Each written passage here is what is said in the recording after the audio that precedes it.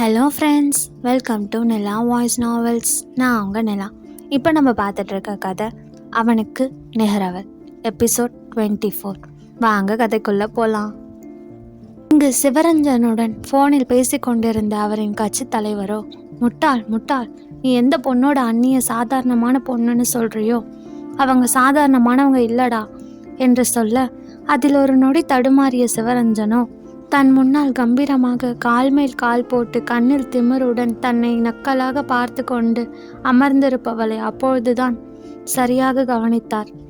சிவரஞ்சனுக்கு அவள் கண்ணில் தெரிந்த அனலும் கம்பீர தோற்றமும் இவள் சாதாரண பெண் இல்லை என்பதை புரிய வைத்தாலும், இவளால் தன் பதவியையே பறிக்க முடியுமா என்று நினைத்தவர் அந்த கட்சி தலைவரிடம், நீங்கள் இவ்வளோ பில்டப்பாக சொல்கிற அளவுக்கு அப்படி யார் தலைவரே இந்த பொண்ணு?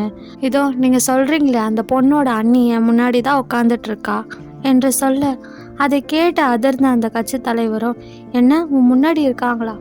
ஐயோ, இனி உனக்கும் எனக்கும் எந்த சம்மந்தமும் இல்லை.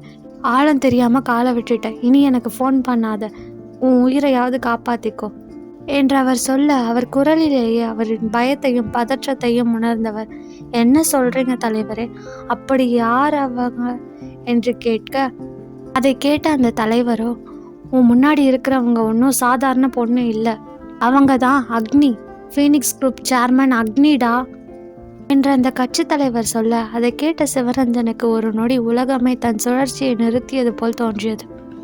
மோதக்கூடாத இடத்துல மோதிட்டேன், இனி உன்னை அந்த கடவுளால் கூட காப்பாற்ற முடியாது என்று சொன்னவர் காலை கட் செய்திருந்தார். இங்கு சிவரஞ்சனுக்கோ என்ன செய்வது என்றே தெரியவில்லை. அவர் கை கால்கள் எல்லாம் நடுங்க ஆரம்பித்தது. அவர் தலையெல்லாம் சுத்துவது போல் இருந்தது. அவர் காதில் அவங்க தான் அக்னி என்று அந்த தலைவர் சொன்ன வார்த்தைகள் கேட்டுக்கொண்டே இருந்தது. அவருக்கு தெரியாதா என்ன, இந்த ஒட்டுமொத்த உலகத்தையும் ஆட்டி படைப்பது இரண்டே பேர்தான் என்று? ஒன்று அனைவராலும் மான்ஸ்டர் என்று அழைக்கப்படும் ஏடி குரூப் சேர்மன் ஏடி, இரக்கமே இல்லாதவன். மற்றொன்று அவனுக்கு நிகரான அதே பவருடன் இருக்கும் ஃபீனிக்ஸ் குரூப் சேர்மன் அக்னி, இரக்கம் என்றால் என்னவென்று கேட்பவள். அவர்கள் சம்பந்தப்பட்ட ஏதாவது ஒன்றில் தலையிட்டால் கூட அவர்களுக்கு மரணம் நிச்சயம் என்பதை சிவரஞ்சனும் நன்கு அறிந்தவராயிற்றே. அப்படி இருக்கையில் தன் மகன் நேரடியாகவே அக்னியிடமே பிரச்சனை செய்து இருக்கிறான் என்று நினைக்கையில், இவ்வளவு நேரம் தன் முன்னால் அமர்ந்திருப்பது சிறு பெண் என்று நினைத்து கொண்டிருந்தவருக்கு இப்பொழுது தன் மரணமே முன்னால் அமர்ந்திருப்பது போல் தோன்றியது. அதில் வெலவெலத்து போன சிவரஞ்சனும் எதை பற்றியும் யோசிக்காமல் மித்ராவின் காலில் விழுந்தார். அங்கு சுற்றி இருந்த அத்தனை பேரும் அதிர்ச்சியில் உறைந்து போனார்கள். மேடம் மேடம் மன்னிச்சிடுங்க மேடம், நீங்கள் யாருன்னு தெரியாமல் மோதிட்டோம், நீங்கள் என்ன சொன்னாலும் கேட்குறோம், ப்ளீஸ் மேடம் மன்னிச்சிருங்க என்று அவர் கெஞ்ச, அவனை பார்த்த மித்ராவோ, நீ என்ன செய்யணும்னு நான் ஏற்கனவே சொல்லிட்டேன் என்று அழுத்தமாக வந்து விழுந்தன அவளின் வார்த்தைகள். அதை கேட்டவர், ஓகே மேம், நானும் என் பையனும் இந்த நாட்டிலேயே இருக்க மாட்டோம் மேம், எங்கேயாவது கண்காணாத இடத்துக்கு போய்ட்றோம், இனி உங்கள் கண்ணிலேயே படமாட்டோம் மேம், ப்ளீஸ் மேம் அவனை விட்டுருங்க மேம் என்று அவர் கெஞ்ச, அவரை பார்த்து நக்கலாக சிரித்த மித்ராவோ, தட்ஸ் குட், ஆனால் உன் பையன் பெரிய தப்பு பண்ணிட்டானே, என் குடும்பத்து பொண்ணை தூக்க நினச்சது எவ்வளோ பெரிய தப்பு, அதுக்கான தண்டனை அவனுக்கு கிடைக்க வேணாம்? அது கிடைச்சதுக்கப்புறம் அவனே உன்னை தேடி வருவான், அதுக்கப்புறம் அவனை கூட்டிகிட்டு இங்கேருந்து கிளம்பிடு. பையன் உன்கிட்ட வந்து சேர்ந்ததுக்கப்புறம் தப்பி தவறி அவன் என் கண்ணில் பட்டான், அதுதான் அவனுக்கு கடைசி நாள் என்று கர்ஜனையாக சொன்னவள் சுற்றி இருந்த அனைவரையும் ஒரு பார்வை பார்த்துவிட்டு அங்கிருந்து வெளியில் சென்று விட்டாள். இங்கு ஆதியின் ஆஃபீஸில் ஆதியின் எதிரில் இருந்த சேரில் அமர்ந்து கொண்டு அவனையே வெறித்து பார்த்து கொண்டிருந்தான் சர்வா. அவனை துளி கூட கண்டு கொள்ளவில்லை ஆதி. அதில் கடுப்பான சர்வாவோ, இப்போ சொல்ல போறியா இல்லையாடா, உனக்கு குட்டிமா தான் அக்னின்னு முன்னாடியே தெரியுமா என்று கத்தி கொண்டிருந்தான் சர்வா. அவனை ஒரு நொடி பார்த்த ஆதியோ ஆமாம் என்பது போல் தலையசைத்தான். எப்போடா தெரியும், எப்படி தெரியும் உனக்கு, குட்டிமாவை பற்றி இன்வெஸ்டிகேட் பண்ணியா என்று கேட்க, சர்வாவை பொறுமையாக பார்த்த ஆதியோ, அவளை பற்றி இன்வெஸ்டிகேட் பண்ணணும்னா நான் அவளை முதல் தடவை பார்த்தப்பவே பண்ணியிருப்பேன், ஆனால் அது பண்ணாமல் இருக்கேன்னா அதுக்கு காரணம் என் யாழுவை முழுசாக நம்புகிறேன், அவளை பற்றின எல்லா விஷயத்தையுமே அவள் மூலியமாகவே நான் தெரிஞ்சுக்கணும்னு நினைக்கிறேன். அங்கே ஒவ்வொருத்தரும் பேசி எங்களுக்குள்ளே இருக்கிற விஷயங்களை நாங்களே புரிஞ்சுக்கணும்னு நினைக்கிறேன். அவளை பற்றி நான் இன்வெஸ்டிகேட் பண்ணி தான் தெரிஞ்சுக்கணுன்னா அதுக்கு எனக்கு ஒரு நிமிஷம் ஆகாது என்று அவன் சொல்ல, அதில் மொத்தமாக குழம்பி போனான் சர்வா. அப்போ எப்படிடா தெரியும் உனக்கு என்று கேட்க, அவனின் கேள்வியை கேட்ட ஆதியோ நேற்று இரவு அவனுக்கும் மித்ராவிற்கும் நடுவில் நடந்த உரையாடலை நினைத்து பார்த்தான். நேற்று இரவு தூக்கம் வராமல் ஆதி பால்கனியில் அமர்ந்திருந்த பொழுது அவனை தேடி வந்த மித்ரா அவன் அருகில் சென்று அமர்ந்து, என்ன ஆச்சு தேவ் என்று கேட்க, அவள் கண்களை ஒரு நொடி பார்த்தவன் அவள் கைகளை எடுத்து தன் நெஞ்சோடு வைத்து கொண்டான். ரொம்ப வலிக்குதுடி, உன்னோட பாராமுகம், நீ யாரோ மாதிரி என்கிட்ட நடந்துக்கிறது எல்லாமே ரொம்ப ரொம்ப வலிக்குதுடி.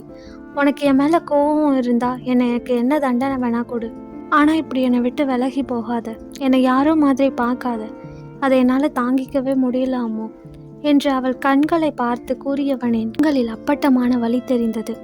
அவன் கண்ணில் தெரிந்த வலியிலேயும் அவன் வார்த்தைகளிலேயும் நொறுங்கி போனவள் தன் மனதில் இருந்ததையெல்லாம் அவனிடம் சொல்ல தொடங்கினான்.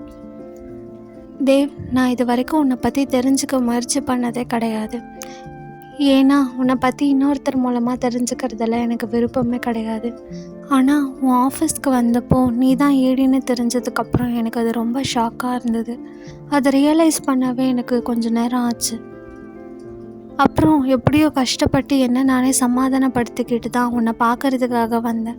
ஆனால் அங்கே என்று சொல்லி மித்ரா சிறிது இடைவெளி விட அப்பொழுது ஆதி பேச வர அவனை கை நீட்டி தடுத்தவர், இல்லை தேவ், நீ நினைக்கிற மாதிரி நீ அவனை கொலை பண்ணதை பார்த்து நான் பயந்து மயங்கி விழலை. நீ அவனை கொலை பண்ணது எனக்கு ஒரு பிரச்சனையே கிடையாது. ஆனால் நீ அவனை கொலை பண்ணதுக்காக சொன்ன காரணம் தான் இப்போ வரைக்கும் எனக்கு பயமாக இருக்குது. என்ன பண்ணுறதுன்னே தெரியல தேவ் என்று சொன்ன மித்ராவை குழப்பமாக பார்த்தான் ஆதி.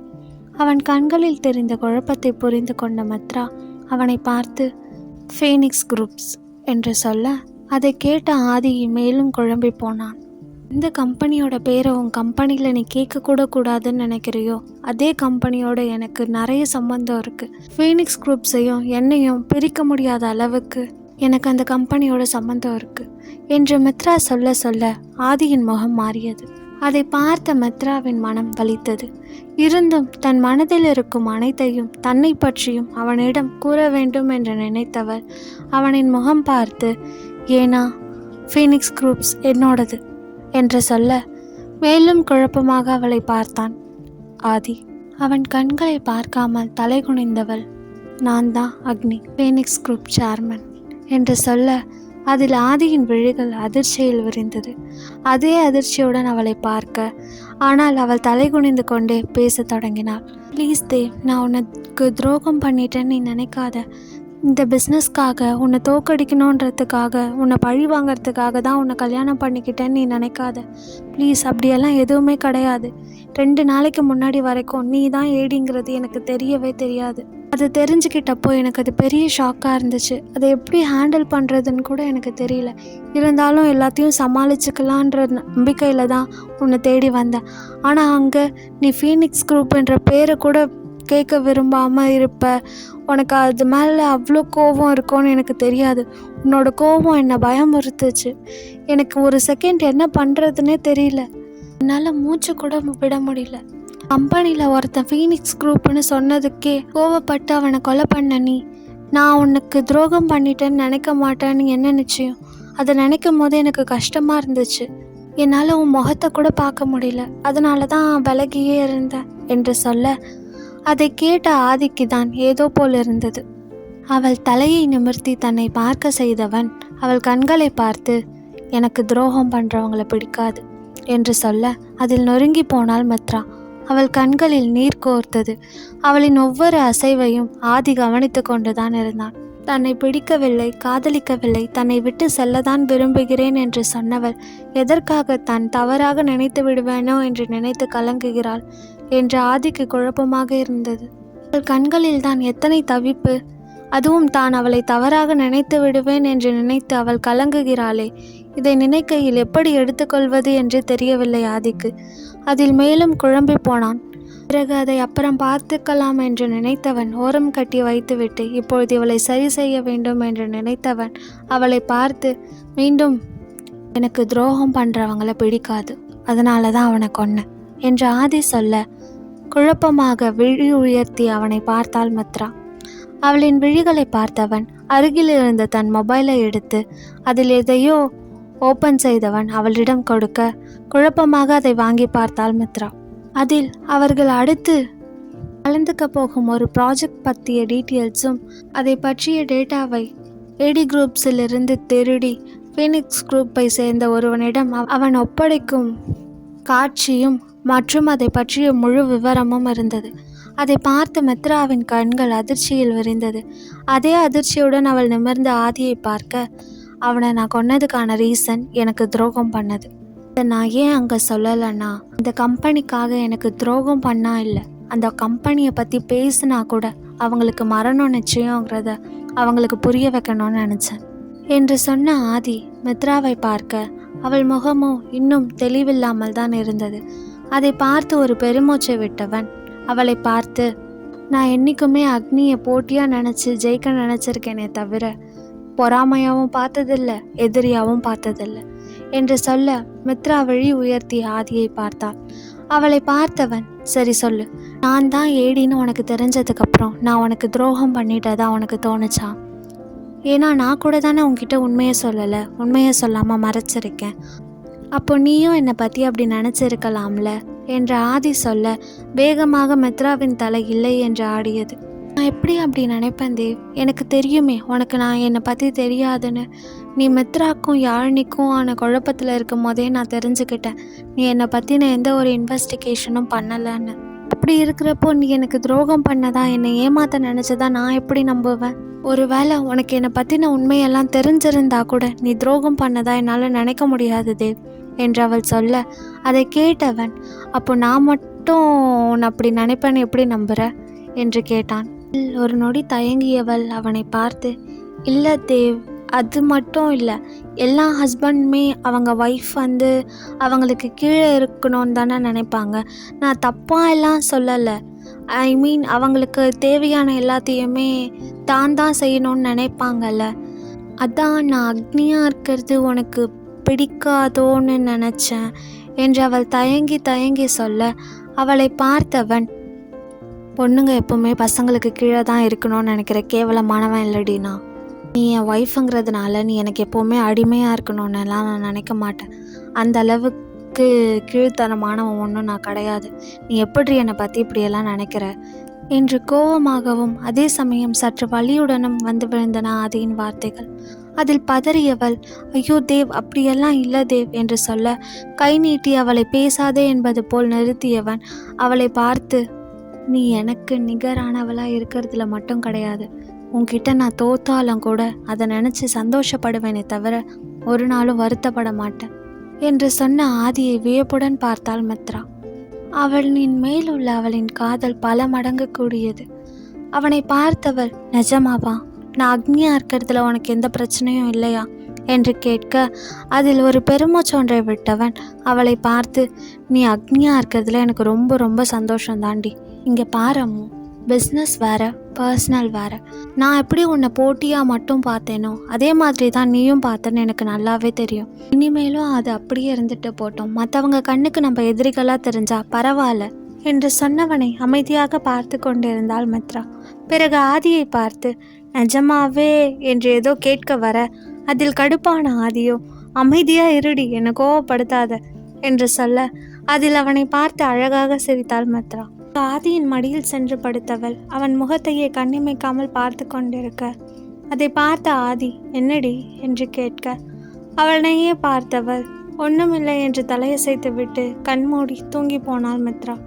அவள் தூங்கிய பிறகு அவளையே பார்த்து கொண்டிருந்தான் ஆதி. அவனால் அவளை புரிந்து கொள்ளவே முடியவில்லை. என்னையே ஒருத்தரால் டார்ச்சர் பண்ண முடியும்னா அது நீ தாண்டி ராட்சசி என்று சொன்னவன் அவளையே பார்த்து கொண்டிருந்தான். ஆதிக்கு அக்னி யார் என்று தான் தெரியாதே தவிர மற்றபடி அக்னியை பற்றிய அனைத்தும் அவனுக்கு தெரியும். அக்னி தற்காப்பு கலையில் சிறந்தவள் என்பதை ஆதி அறிவான். அவளால் கையில் எந்த ஒரு ஆயுதமும் இன்றி 50 பேரை கூட தனியாக சமாளிக்க முடியும் என்று ஆதிக்கு தெரியும். அதனால்தான் அம்ருவை பாதுகாக்க தான் எதுவும் திட்டமிடவில்லை என்று சர்வாவிடம் கூறினான். ஏனென்றால் அவனுக்கு தெரியும், அவன் அம்மு இருக்கும் பொழுது அம்ருவிற்கு எதுவும் ஆகாது என்று. அதையெல்லாம் நினைத்து பார்த்த ஆதியின் இதழிலோ லேசான புன்னகை இருந்தது. அதை ஆச்சரியத்துடன் பார்த்தான் சர்வா. ஆதியின் இந்த புன்னகை சர்வாவிற்கு சந்தோஷத்தையும் அதே சமயம் மாபெரும் பயத்தையும் கொடுத்தது. அவனின் இந்த புன்னகைக்கு காரணம் மித்ரா என்பது சர்வாவிற்கு நன்றாக தெரியும். அதே சமயம் சாதாரணமாக காலையில் சொன்ன வார்த்தைகள் சர்வாவின் மூளையில் குடைந்து கொண்டே இருந்தது. இதில் ஆதியை பார்த்த சர்வா, சொல்ல ஆதி, உனக்கு குட்டிமா தான் அக்னின்னு எப்படி தெரியும் என்று கேட்க, அவனை பார்த்தவன், அம்முதான் நேற்று நைட்டு என்கிட்ட சொன்னான் என்று சொல்ல, அதை கேட்ட சர்வாவோ சற்று அதிர்ச்சி அடைந்து, அவளே வந்து உன்கிட்ட சொன்னாளா என்று கேட்க, அதில் ஆதியின் தலை ஆமாம் என்பது போல் அசைந்தது. அதை பார்த்தவன் வேறேதோ கேட்க வர, ஆனால் அவனை தடுத்த ஆதியோ, உன் கேள்விக்கான பதில் கிடைச்சிருச்சுல்ல, என் டைமை வேஸ்ட் பண்ணாமல் கிளம்பு என்று சொல்ல, அதில் கடுப்பான சர்வாவோ எழுந்து வெளியில் செல்ல போக அவனை ஆதியின் குரல் தடுத்தது. அம்மாவை பற்றின எந்த விஷயமும் வீட்டில் யாருக்கும் தெரியக்கூடாது, ஏன்னா இது வரைக்கும் அவங்க அப்பா அம்மாவுக்கு கூட அவள் யாருன்னு தெரியாது என்று சொல்ல, ஒரு நொடி அதிர்ந்த சர்வா சரி என்று தலையசைத்தான்.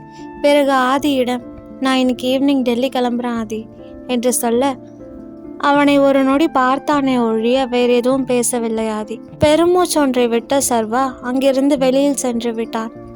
இங்கு வீட்டுக்கு வந்த மித்ரா உள்ளே வர, அப்பொழுது ஹாலில் ராம் சீதா இருவரும் அமர்ந்து கொண்டு கிருஷ்ணா ஜோதியிடம் பேசிக் கொண்டிருந்தார்கள். அவர்களின் வருகையால் மகிழ்ந்த மித்ரா வேகமாக துள்ளி ஓடி சென்று சிறு குழந்தை போல் அவள் தந்தையை அணைத்து கொண்டாள். அப்பா, எப்போ வந்தீங்க? வரேன் என்கிட்ட சொல்லவே இல்லை என்று குழந்தை போல் கோவித்து கொண்டு கேட்டவளை பார்த்த ராமிற்கோ அவர் ஆசை மகள் மேல் பாசம் பொங்கி வழிந்தது. அதில் அவள் தலையை ஆதரவாக கோதியவர், இல்லடா, கிருஷ்ணாவும் ஜோதியும் வந்திருக்கிறதா சொன்னாங்க, அதான் பார்த்துட்டு போலான்னு வந்தேன் என்று சொல்ல, அதில் கடுப்பான மித்ராவோ, அப்போ என்ன பார்க்க வரல, கல்யாணம் பண்ணி கொடுத்தா கடமை முடிஞ்சிருச்சுன்னு அப்படியே தண்ணி தெளித்து விட்டுட்டீங்கல்ல, போங்க, நான் கோவமா போகிறேன் என்று சொன்னவள் கோவித்து கொண்டு திரும்பி நடக்க போக, அவளின் கையை பிடித்த சீதாவோ, வாள், இன்னும் நீ இந்த சேட்டை பண்ணுறதை விடலையா? உனக்கு கல்யாணம் ஆயிடுச்சு, ஞாபகம் இருக்கா இல்லையா என்று கேட்டவர் அவளின் காதை பிடித்து திருக, அதில் கத்தியவள், ஐயோ அம்மா, வலிக்குது வலிக்குது, விடு, காதை கையில் எடுத்துட்டாது, அப்புறம் என் புருஷனுக்கு யார் பதில் சொல்கிறது என்று கத்தி கொண்டிருந்தவளை பார்த்த ஐவரும் சிரித்து கொண்டிருந்தார்கள். ஆனால் இவர்களின் இந்த சிரிப்பில் அர்ஜுன், அம்ரு, சர்வா மூவரும் கலந்து கொள்ளவே இல்லை. அவர்கள் மூவரின் பார்வையும் மித்ராவின் மேல்தான் இருந்தது.